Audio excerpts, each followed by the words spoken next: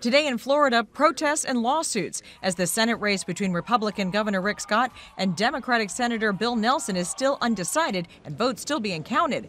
Without evidence, Scott and President Trump calling it fraud. What's going on in Florida is a disgrace. And all of a sudden, they're finding votes out of nowhere. Scott, who tried to declare victory Tuesday night, is now filing lawsuits against elections officials in 2 Florida counties, alleging their offices withheld voting records. No ragtag group of liberal activists or lawyers from D.C. will be allowed to steal this election. President Trump promising support, tweeting, "I am sending much better lawyers to expose the fraud." Democrats voicing concern. But I'm really scared that Rick Scott, as governor of the state, is going to use his political power to shut down this count. Florida's governor race could be headed to a recount, too.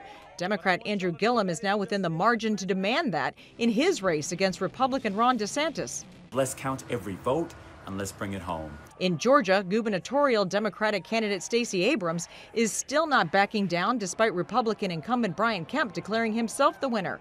Abrams needs 25,000 more votes to force a runoff. We are in this race until we are convinced that every vote is counted.